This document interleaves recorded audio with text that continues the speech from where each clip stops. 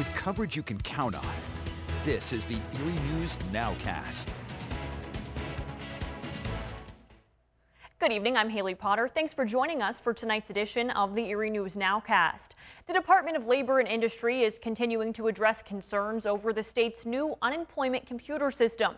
In just 24 hours, nearly 76,000 people filed for weekly benefits. But the sheer number of users attempting to access the website led to some server issues. According to the Labor Secretary, some users had trouble creating a new Keystone ID, which is necessary to file the claims. So the department's now working on a solution to fix that problem. There was also a statewide phone outage, which has since been fixed, but according to one of our viewers who asked to remain anonymous, there are still issues.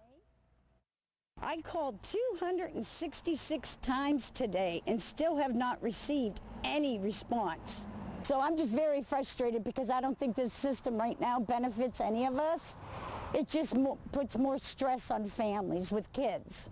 While we understand there's been some hiccups along the way, overall, we are very positive about this change moving forward, and we know that once the system stabilizes and once everybody is served, we will be in a much better position than where we were a year ago.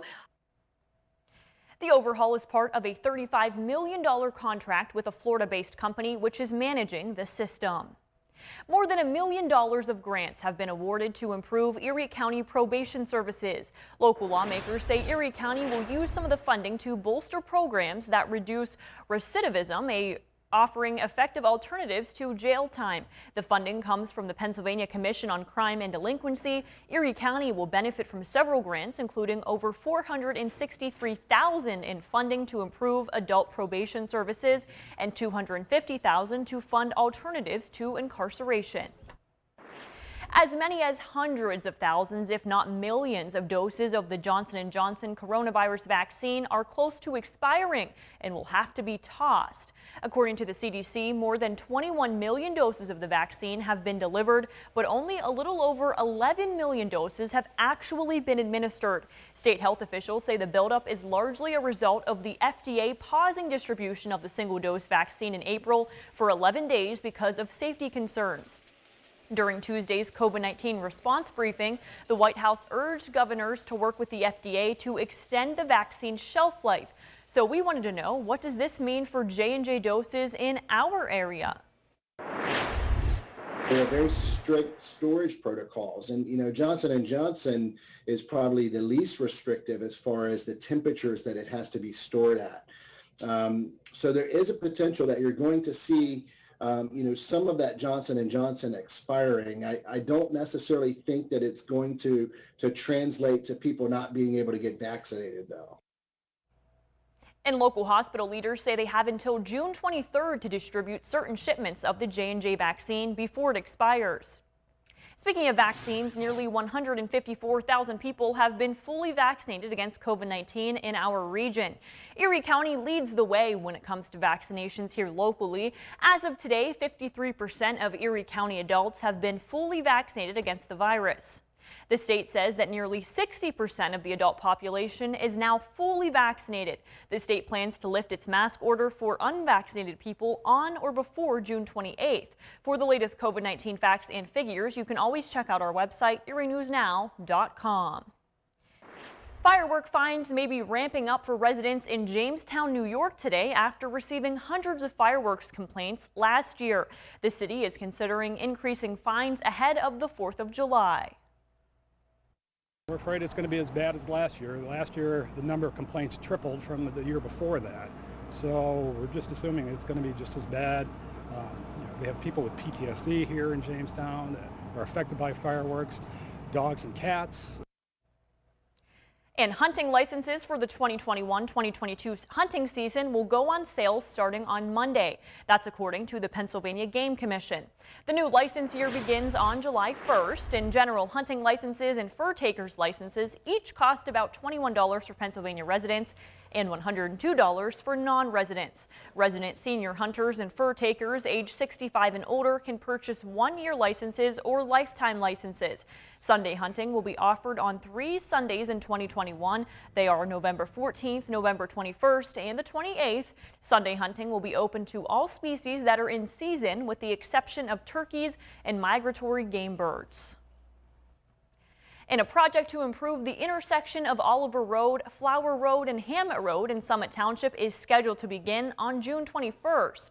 The $3.8 million project will replace the existing intersection with a roundabout. Construction is expected to occur in 5 phases and will require multiple detours, according to PennDOT. However, a schedule has not yet been set. Information will be provided in advance of each detour change. The first phase will require a truck detour using Route 19, which is Peach Street, Hershey Road, and Hammett Road. Traffic delays are expected during active work hours.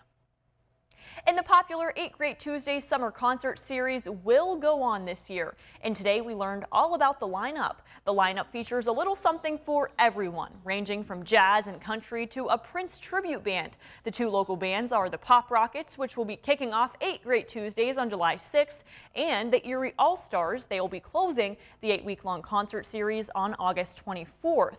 Band members we spoke to said they are thrilled to be performing in front of an audience once again. When you play in front of a large crowd, 3,000 people, 5,000 people, it definitely changes things for you. And again, I just can't tell you how happy and excited we are, and we're going to be ready to go. I promise you that. Exciting for them and exciting for all of us who get to attend 8 Great Tuesdays. And while they haven't got a chance to perform in a while, they have been practicing a lot. Our Elspeth Meisner will have more on what you can expect from them tonight on Erie News Now at 11 o'clock. And also, we want to tell you about a unique musical event in downtown Erie that took place today. Put on your hard hats and we'll show you.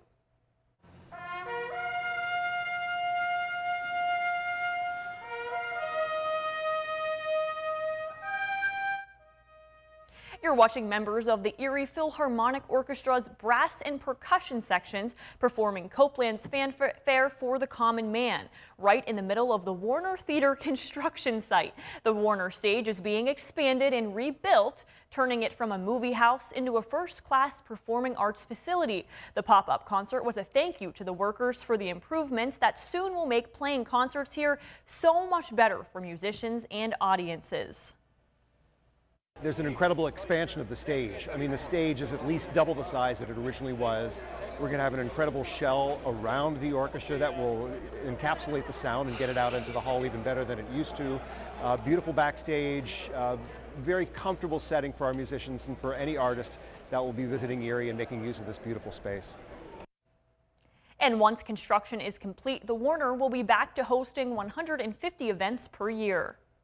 New tonight, the popular golf course on Erie's Bayfront is closing soon after 19 years of providing putt-putt to both locals and tourists. Harborview Mini Golf has set a closing date of Saturday, June 26th, ahead of planned construction by the Erie Western Pennsylvania Port Authority, and the owner tells us they had no choice in the matter. She says the entire golf course will be replaced with a parking lot. They were under the impression they may have the opportunity to relocate, but that is no longer the case, and it's impossible for them to just start over again from scratch. The owner says they made it through the pandemic and several recessions, and now this is what's making them close. I am very disappointed. I mean, we've been, for the last 19 years now, this will be our 19th season, we've been providing reasonable family fun activity down here along the Bayfront. We've watched the Bayfront grow over the last 19 years, and it's very upsetting to see that we are not going to be able to provide that to the community anymore. I will take you right to the mini golf course tonight on Erie News Now at 11 o'clock. Thanks for joining us for the Erie News Nowcast. Join us for our next news at 10 p.m. on the CW and 11 p.m. on WICU and WSEE. Have a great night.